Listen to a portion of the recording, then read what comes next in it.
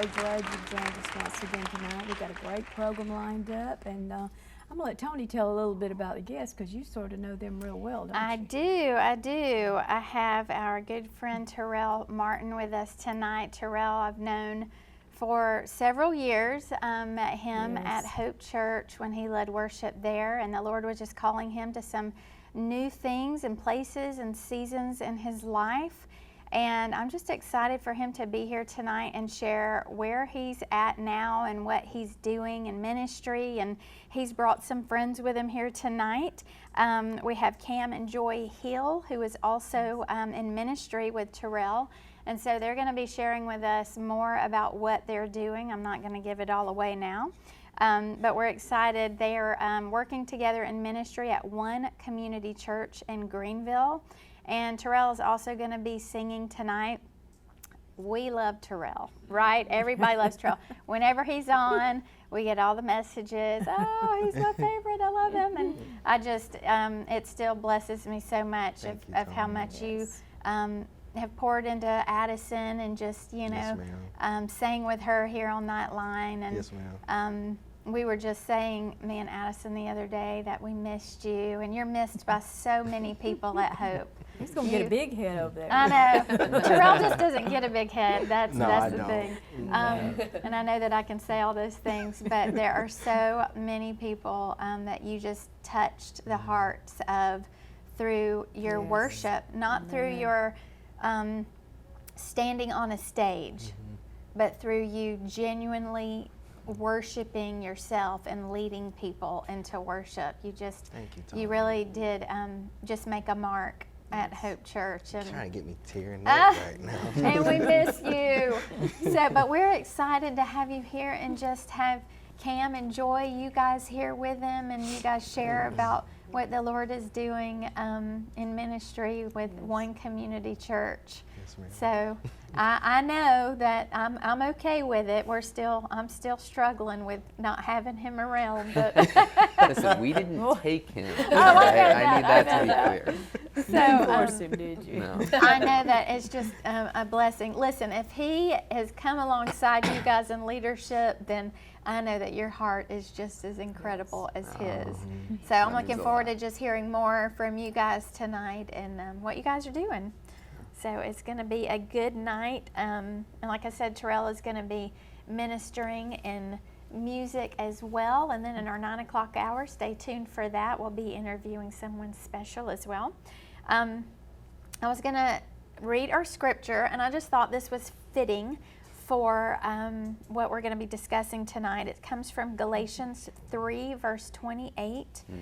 And it says, "There is neither Jew nor Gentile, neither slave nor free, nor is there male or female, for you are all in one in Jesus Christ.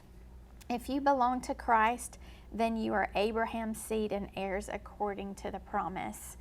And this is just so true. You know, we can look into what the world says today and what everyone argues about, but really we're no race. We're just daughters and sons of the King Jesus.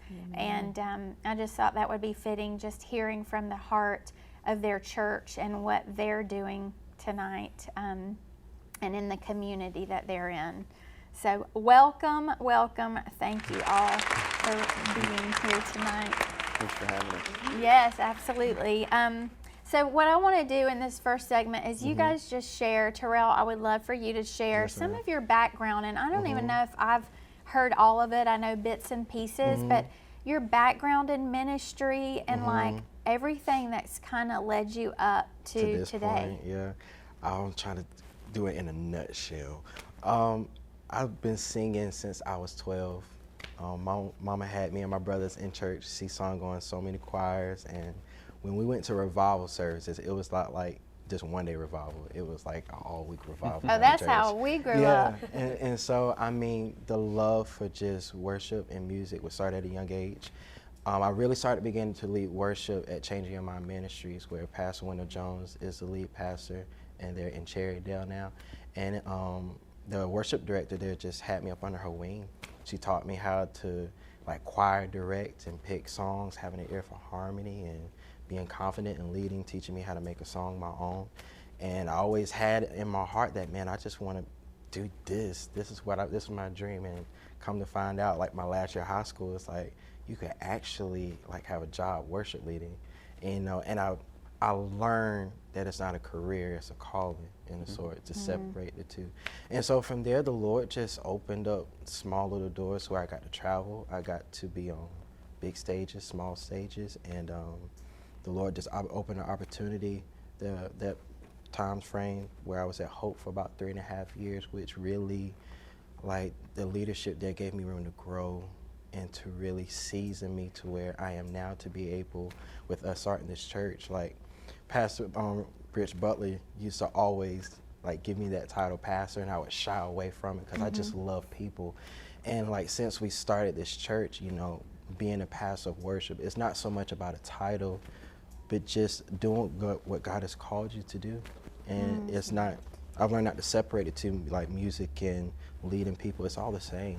Yeah. Like if you're on a stage, or if I'm at my job, I'm still leading worship, just differently. I'm still ministering to people by how I treat them and how I talk to them. And so just in a nutshell, that's like my background. Grew up in church, always been singing, bugging my mama, singing in the car, singing too loud. What about, tell us a little about Kia. Your wife is Kia, which I love her too, and you guys have five beautiful 4 boys and little a little children. girl. Yes, ma'am. So tell us a little bit about her and your family and what she does. She's been on sharing before as well. Yeah, I really miss her being here tonight. Stay-at-home moms are awesome. But my wife, we actually met at Changing Your Mind Ministries, and we've been together 11 years. Married, we'll be together 9 in October. Thank you. And so we have four boys and a little girl. Last year, November 28th, Matthew was born. He'll be 3 months at the end of this month. And so life is busy but good. My wife is a holistic doula, which when she was on the show last time, where she gives women a rebirthing experience, where her business is called Rebirth Her. And so she's actually having like consultations coming up, which I'm excited for, because it's important, I believe, for stay-at-home moms, like for them not to just say, oh, I'm just a mom at home, which some women feel called, that's fine. But for her, encouraging me, being on stages and leading worship, I'm like, hey, God is giving you something to do too. Right. And I'm so glad she found it. She found a community. And so she has some births lined up with that. And so I'm gonna be on daddy mode when she's in the hospital, or I think she has an actual home birth that she's gonna be doing. So I'm gonna be holding down the fort while she's doing that. Well, you guys have your hands busy. Yes, ma'am.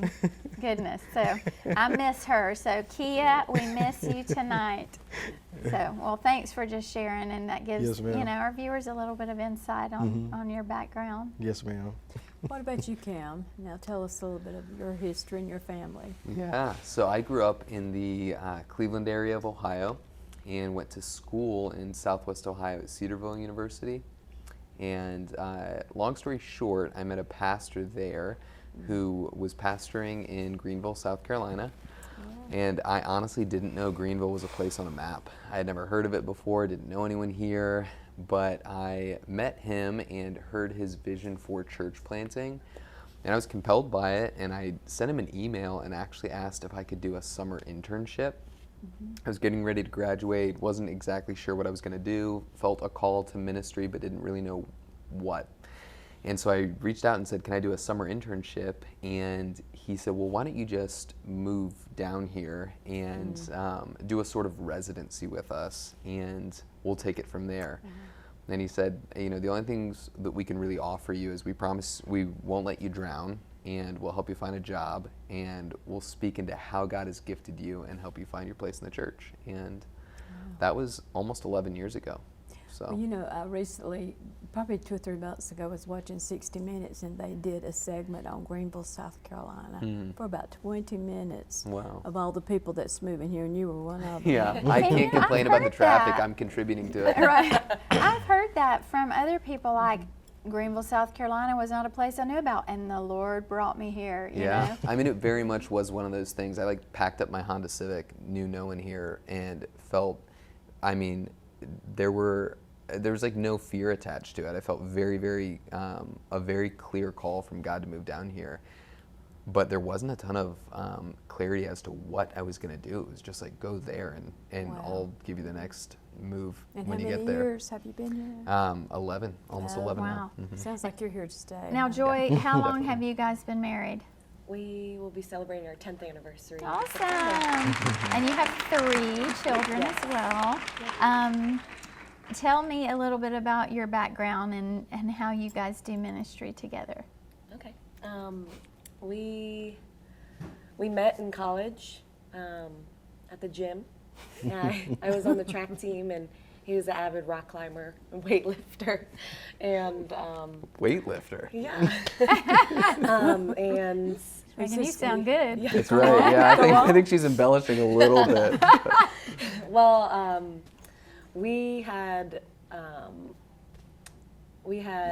both taken a course in college called urban ministry, and this was separate of before we started dating, but we both felt a clear pull towards doing something around urban ministry. That professor really opened up our eyes to just the complications of poverty and a lot of justice issues that we didn't know as much about. And so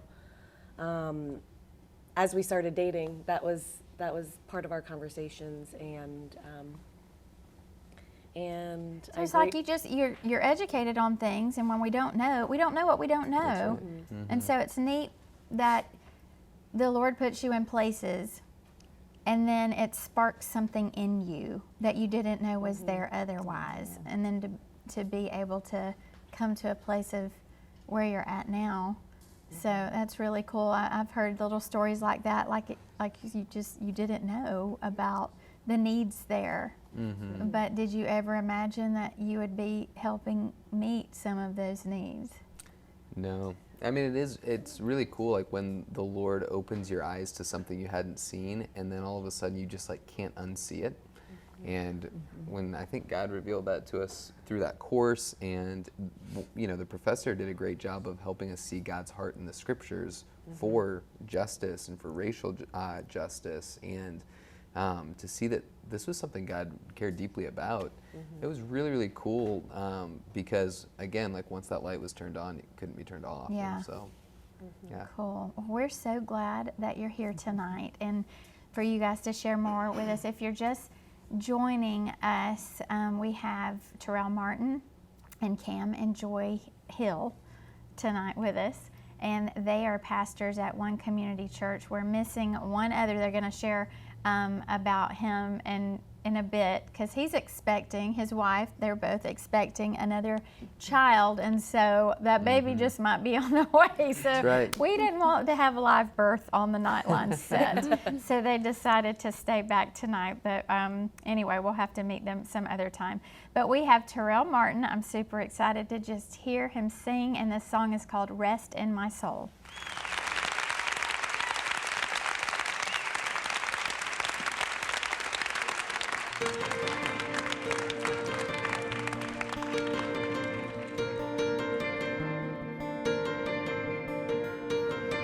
Oh, you give us rest, Jesus.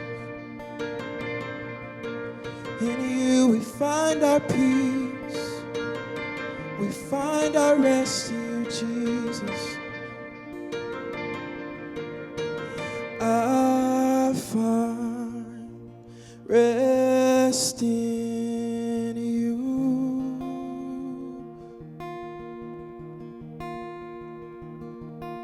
And I find safety in you, Jesus.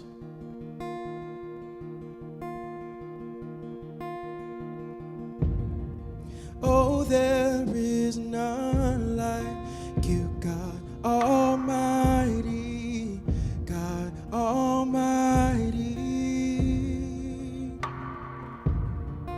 Oh, there is none like you, God Almighty, God Almighty.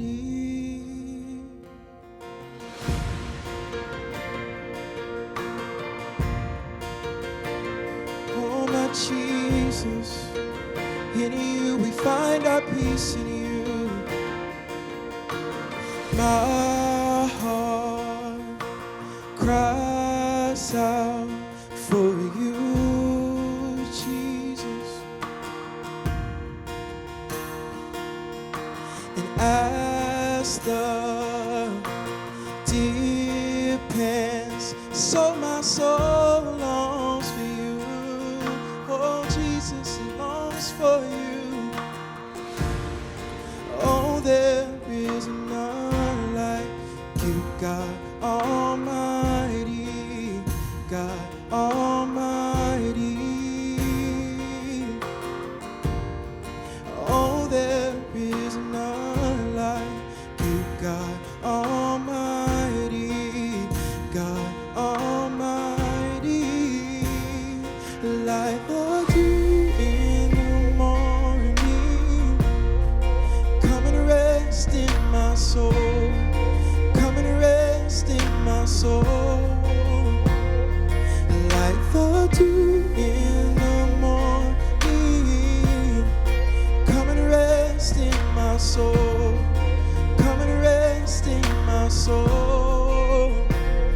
Like the dew in the morning, come and rest in my soul, come and rest in my soul. I feel your presence all around me. Lord, come and make me whole, come and make me whole. Crash over me, restore me, my God, I adore. My Jesus Christ, I magnify, you have paid it all. Crash over me, restore me, my God, I adore. We adore you, Jesus, my Jesus Christ, I magnify, you have paid it all. Oh, yes, you have. Like the dew in the morning, come and rest in my soul, come and rest in my soul. Like the dew in the morning, come and rest in my soul, Jesus, come and rest in my soul. Like the dew in the morning, come and rest in my soul, come and rest in my soul. I feel your presence all around me.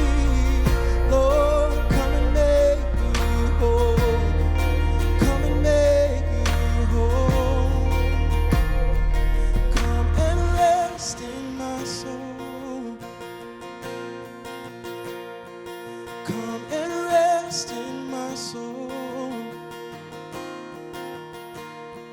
come and rest in my soul, Jesus.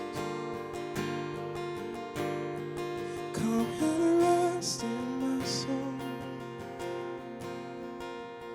You can have it all.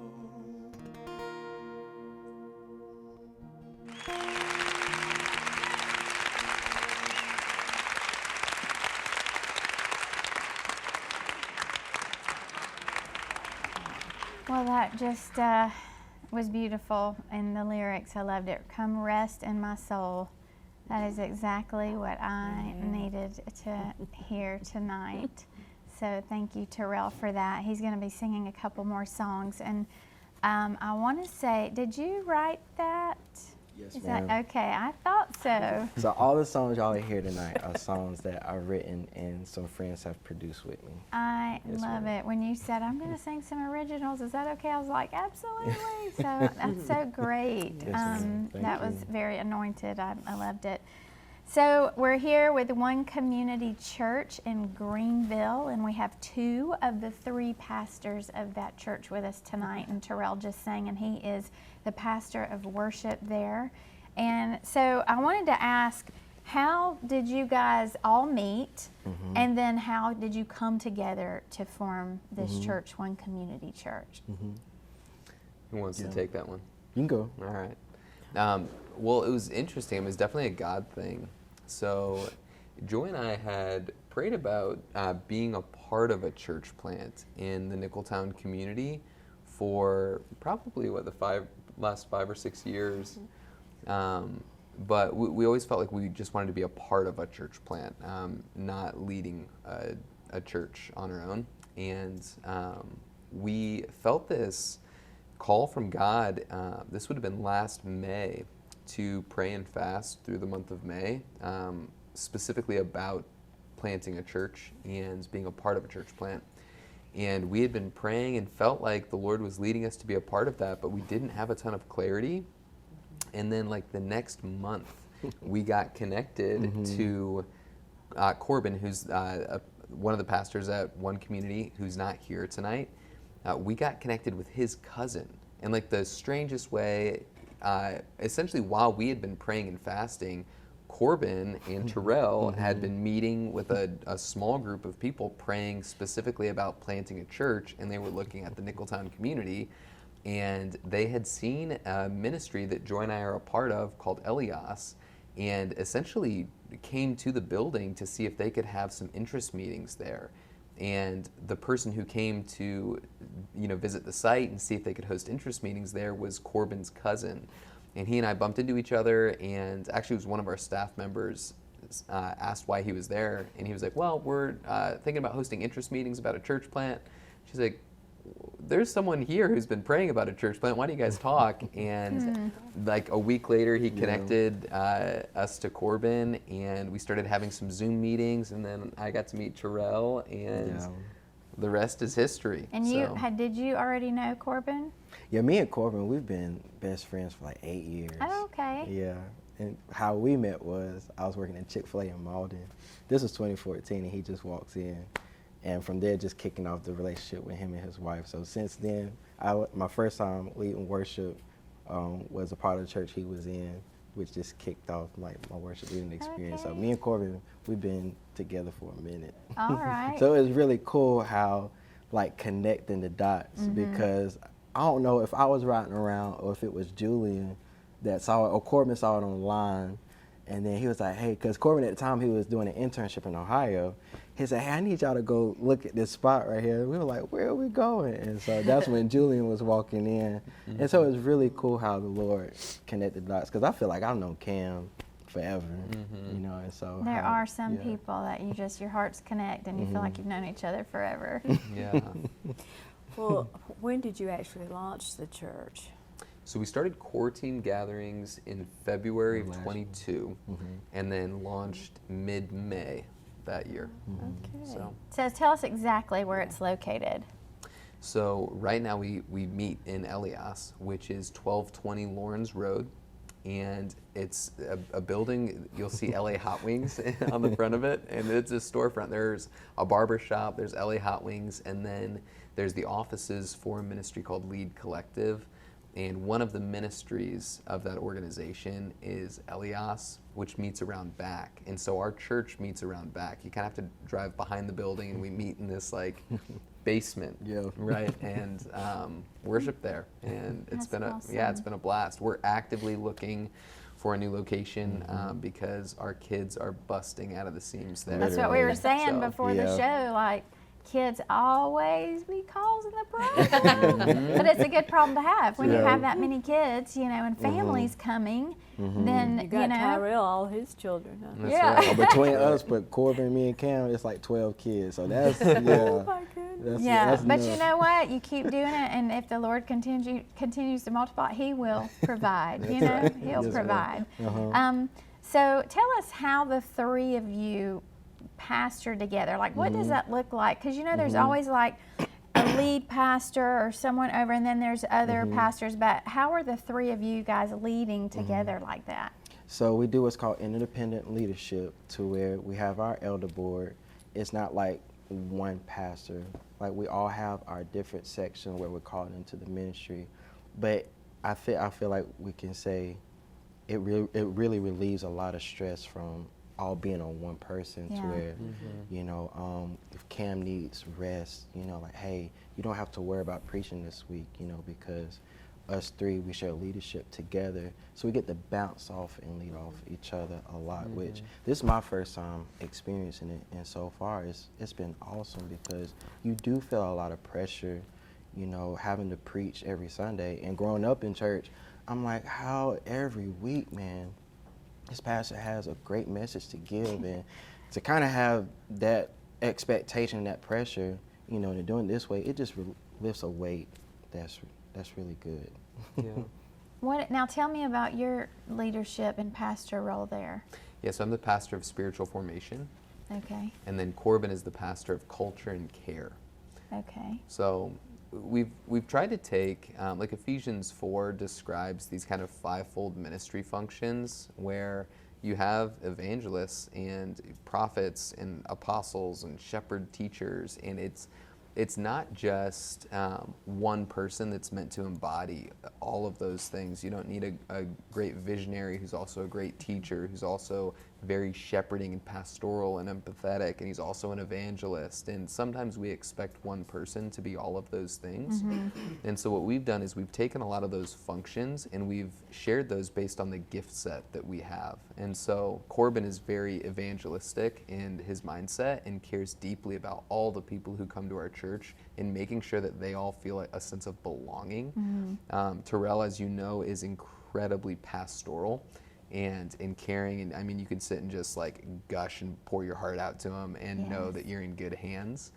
And I have a little bit more of a prophetic voice in our midst, and so we each kind of have our lane, so to speak, and we would say Christ is the head of the church, and then under Christ is our elders, and all of us are leading together interdependently, working alongside one another. I love that, because you know, pastors do tire out so quickly, and unfortunately they don't always have someone to lean on. That's right. I know I just recently heard of a church that launched in Greenville, I believe it was last year, and they were doing something similar where they had two pastors kind of co-leading together. Yeah. So it might be something that kind of shifts to really bring just not take some of that burden off of that one person carrying such a weight. That's right. So we're going to keep talking to these guys about One Community Church, but we've got Tyrell to sing another song, another original called Plans.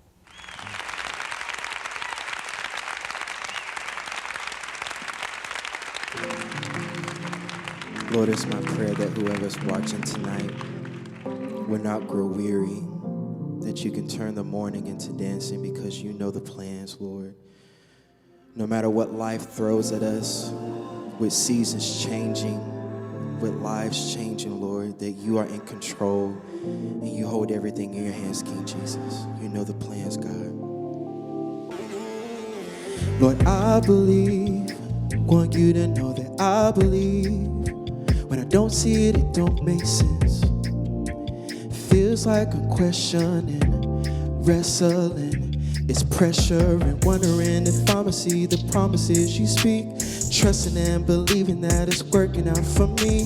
So many things, and when things change in my head is like, even though I don't see it, I still believe it, that you're still speaking and I'm still breathing. Even though I don't see it, I still believe it. I'm hanging on to every word, 'cause I know that you know the plans. You know the plans. You know the plans for me. And though I don't understand, I put my life in your hands.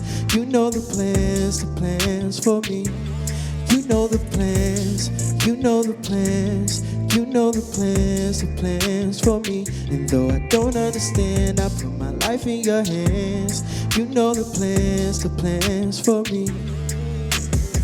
'Cause faith is the substance of things hoped for, the evidence of things not seen. There's no choice but to believe. believe in what he speaks. Don't look at the wrong when he's making things right. Jesus is the way, the truth, and the life. Don't count your mistakes, but look at his grace, his ways, his grace. Cause if perfection was to go, Lord, you never would have came. But you bled and died, and now will never be the same.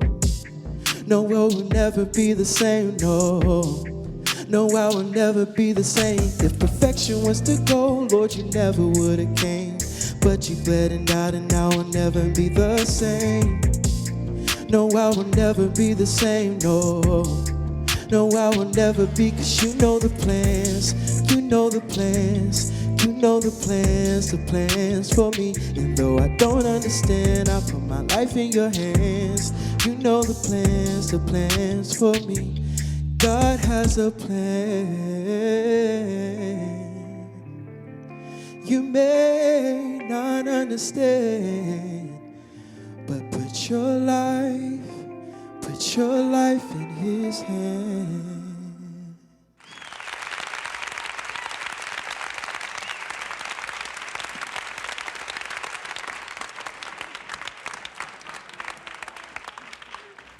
I love it. I don't know if I'm going to get it right, but if perfection was the plan, he never would have. If perfection was the goal, Lord, Goal. you never would have came. Right. But you bled and died, so I'll never be the same. Yes, I love it. I love it. I was like, oh. I'm going to So ask good. all of y'all to answer this. What has been the biggest challenge in planting a church? You want to go? In this particular part of town? This too? is the hard question. It is the hard one. Well, I think we've had a number of challenges. It's interesting because I would say, so I'll give my perspective and then I'll let these two share their 2 cents as well. I would say some of the greatest opportunities have also been the greatest challenges, and we kind of went into it knowing that. So we're planting a church in, I don't want to say a part of town that folks typically wouldn't plant churches in, but we're trying to plant a church in a way that folks don't typically plant churches in. So we're really, really committed to a particular neighborhood, and we want to be walking distance for the people in that community. And so even in our search for a building, that's been really difficult. We really want to be a church where all people can belong, and that's people from every socioeconomic background, every ethnic background. We don't want anybody to come into our church and feel like that's not home. And that's a real challenge. Everything from, pursuing and contending for unity among such a diverse group of people from different backgrounds who don't necessarily understand one another naturally because we haven't spent much life together. We live in a world that's really segregated, and because of that, we spend a lot of time apart from one another. And when you're not close to someone, it's easy to misunderstand them. And so there's just a lot of misunderstanding, I think, that we have to constantly overcome. And so what I would say is one of the sweetest things that we are fighting for and contending for is also one of our greatest challenges, but that's exactly why it's worth fighting for. So. Right. Good. That's good. What about you, Joy? Kind of to go with what Cameron said is, I mean, even just in the 6 people that make up the couples of OCC, we have 4 cultures represented, and I think the beauty of diversity is something that we're all passionate about, but it's still, I think, really difficult. We're all so different, and and I think God's been just working on our hearts about just navigating those differences and just helping with our communication and having love at the forefront of our minds is something that we've just we've had to recognize, and we Maybe why there's been one pastor. Yeah, that's a really natural. probably, Interdependency is not an easy thing. Yeah. When I was at Summit, we had a similar leadership model. It was a church that I pastored at previously, and you know, we would always say you're always on, you're always pursuing unity in an interdependent model. It's got great benefits, but it's not without its challenges. Right. Yeah. Yeah. And I would echo, the same to where I think very practical too, like, excuse me, with just setting up and tearing down early in the mornings. You know, it takes a lot when you get up early and you're bringing your family with you, like all of us, bringing our families with us, and we're putting up chairs, we're taking down chairs, we're moving tables, and we've been doing that for almost a year now, coming up. And then on top of even what I feel like has been challenging, like I've always sung, and I like to talk, and I feel like Lord gives me revelation, and Corbin's like, hey, you're gonna be preaching. I'm like, what? And so for them to like trust me with that responsibility, it's challenging at times, like Kim was talking with the neighborhood we're in. I remember like the first month we were going through our values and I had to preach on like we stand for justice. And I'm like, why do I have to give the hard one? Like, and there was a lot of people there that week, just having Corbin, which is a phenomenal communicator. He's like the evangelist out of us, and just to have the encouragement that Sunday when I spoke on that, like God just breathed. And so I'm finding through the challenges of where we are and the things that are going on in the community, in the world, like in the midst of the challenges, like we hold the vision where all of the gospel is for all of the city. Yeah. And so we have a very cool like diversity, like a mix of black people, white people, even Hispanics. Like one Sunday we had where I think Joy's aunt, which is part of the culture, where she just played the drum and worship during that way. So finding ways to, in the midst of challenges, reaching the neighborhood and reaching people from all walks of life, like in the midst of challenges, is rewarding. So when they walk in, they're like, oh, there's somebody like me sitting right over there, and feeling like they belong. And in the area of, you're in Nicholtown, you're in an area that is also a lot of areas within Nicholtown. There's new businesses sprouting. There's new homes coming in. So how do you feel like, having met some of the community, how is that affecting the people in the community, where you guys have the church? Yeah, I mean, I'll speak to it, and then if you guys want to add anything, feel free to. It's challenging, for sure. So there's a lot of residents of the neighborhood who have lived there for multiple generations. I mean, people born in their bathtubs, grew up in that house, inherited the house, live in their house, and now they're in their 70s or 80s. And it can feel like a lot of things are changing really rapidly that are out of their control. And it's not just homes that are flipping where, it may be a home that's purchased at a low price, flipped and then sold, or maybe turned into a rental unit or an Airbnb or something like that. And all of a sudden, you used to have someone who lived in the neighborhood, who had equity in the neighborhood, was a good neighbor, and now that may be a different person every other month if it's an Airbnb or something like that. And that can be challenging, but then also there's the commercial real estate around the neighborhood that changes, whether that's the barbershop that you used to go to is no longer there, the restaurant that was your favorite restaurant closed down, or even the church that you were a part of is no longer there. And so in the midst of all of that, there's still a lot of affordable housing that is going to remain affordable housing. And so what can happen is I think some of those residents can feel like a community that they've historically belonged to they feel like a stranger in their own neighborhood, because a lot of the businesses around the neighborhood are catering to the wealth that just moved into the community.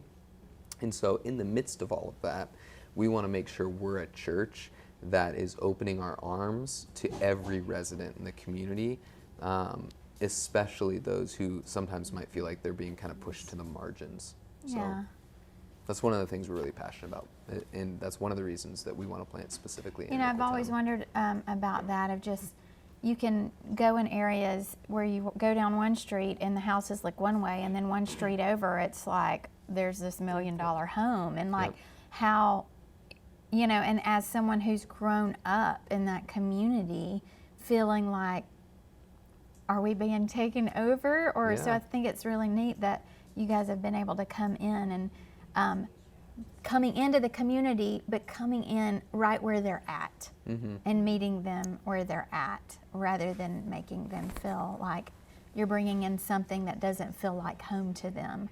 Yeah, yeah, So, absolutely. I love that. Well, we have Tyrell. He's going to sing another one of his songs tonight, and this one is called Everything.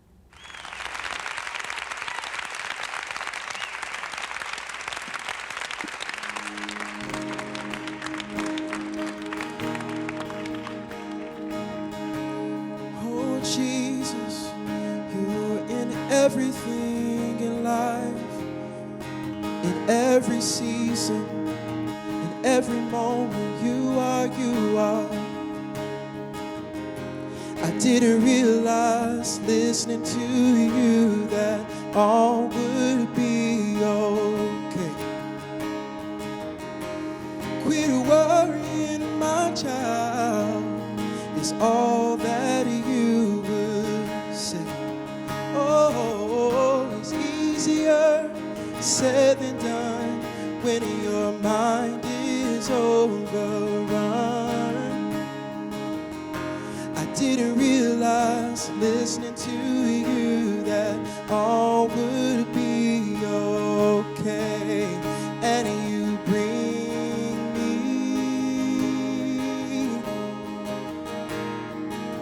oh, you bring me, Jesus, and you bring me away from my own way. Jesus, you are in everything. You are perfect, my soul can say.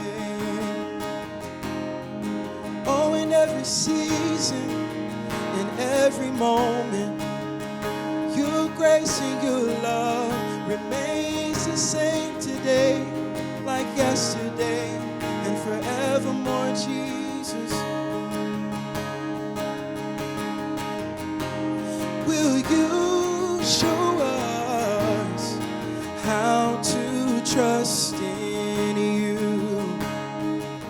'Cause hope unseen is to believe that your promises are true.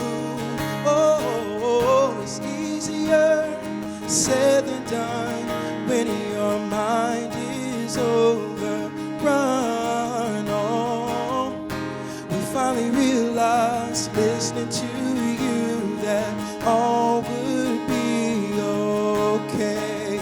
And you bring us, oh, you bring us, Jesus.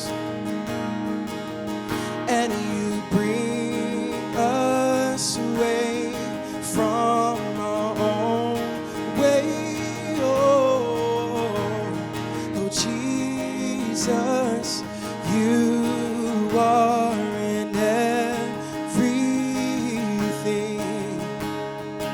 You are perfect, my soul can say.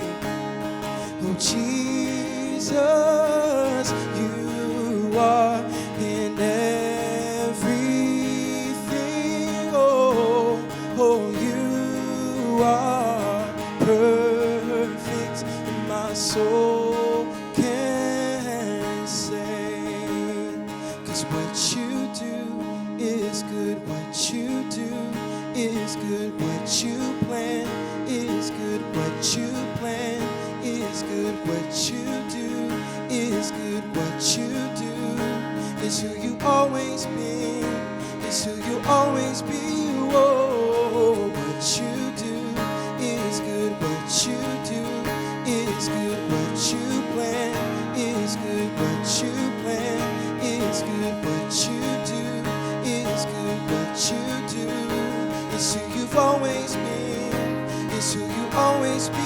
Oh, what you do is good, what you do is good, what you plan is good, what you plan is good, what you do is good, what you do is who you've always been, is who you always be.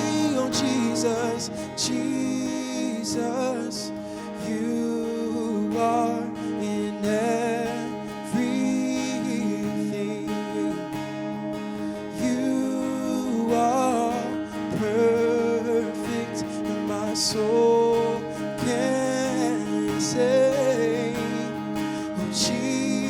Jesus, you are in everything.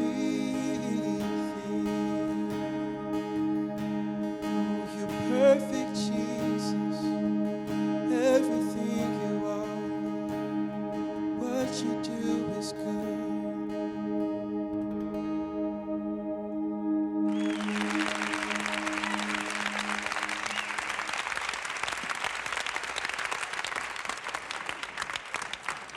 Thank you, Tyrell. Another beautiful song. I love it. Yes. I wanted to read a couple of these prayer requests that have come in tonight. Someone's calling asking for divine connections, and that just made me think again about what you guys are doing with One Community Church. Praying for a clear mind and courage for a situation. Renewed youth. So these are just more and more prayer requests that we have come in throughout the evening, and we're going to agree together at the end of this hour to pray over these and have these guys come into agreement with us tonight as we just pray through what the Lord would do in all of these situations. So Tyrell, thank you for that song. It was great. Love it. When are you going to release these songs? Do you have them on a platform? Yeah, so they're on Spotify, iTunes, Amazon, Google Play. So the songs for tonight were Rest in My Soul, Plans, and Everything. So you can stream those on all music platforms. I'm gonna be looking And thank those you up. for letting me do them tonight. Yes, absolutely. Yeah, I trust you with that. What is your vision and mission at OCC? Like we said before, we want all people to feel welcome from all different lives, all different backgrounds, where all of the gospels for all the city. I remember when Cam was preaching one Sunday, and he was just giving fire. Cam just reminds me of like old Baptist pastor. He's just missing that hooping part. But he said Sunday is the most segregated time, that people are most divided. Yes. And it's a real thing, and I love what we're doing at One Community because the families that we see from all different walks of life, doesn't matter how much money you have, how big your car is, how big your house is, what you do. Like, hey, Jesus came for all of us. Yes.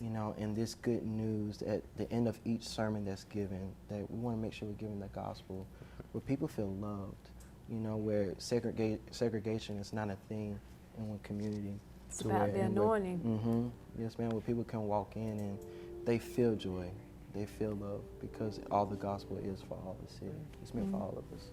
Yes. That's good.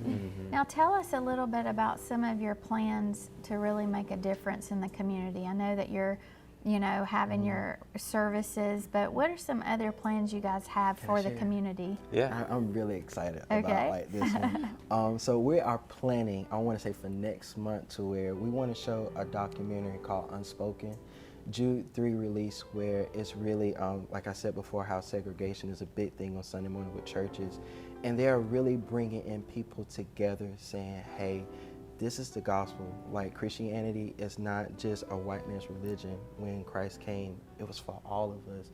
And so we're wanting to really partner with the neighborhood. Like, we got plans where we want to reach out to Camelot Movie Theater and like rent out that space, do worship, have popcorn, and we want to show this movie. And afterwards, we want to do like a questionnaire where we provide families in our churches and people in the neighborhood just like with a booklet that shows, hey, let's have courageous conversations about what we just watched, and let's educate ourselves. Let's come together and spread this message of, hey, the gospel is for all of us. So I'm really excited about that because it deals with a lot of apologetics and really reaching the neighborhood. And so I can't wait till we get that on. It's on the works, and so next month we plan. I believe you mean that. Yes, ma'am. Very, very excited. What are some other things that are in like your future goals or plans, or what do you guys long to kind of do in the community? Yeah. Well, we love to, rather than trying to reinvent what's already happening, we would rather partner with, there's tons of great ministries that exist in the neighborhood to meet a lot of the material needs that exist.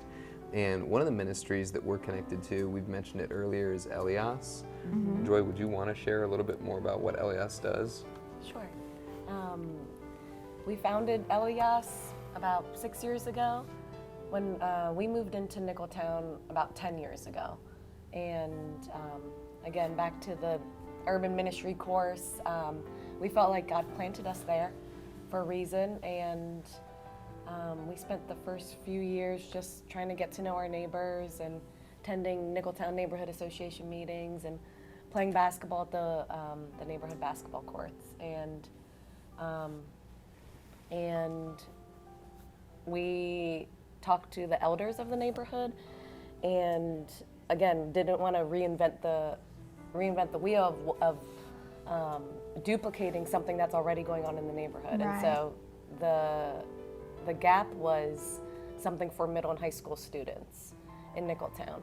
And so thankfully both of us could play basketball, and so we started with the open gym, and we had volunteers, and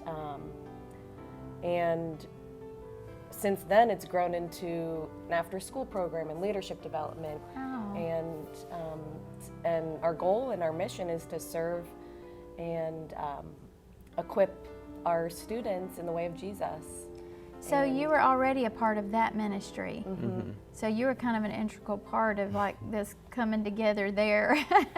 Yeah. Yeah, and I think it would have been really hard to start a church in Nicholtown without having the what's the word I'm thinking of? Something like the relational equity, maybe. Yeah.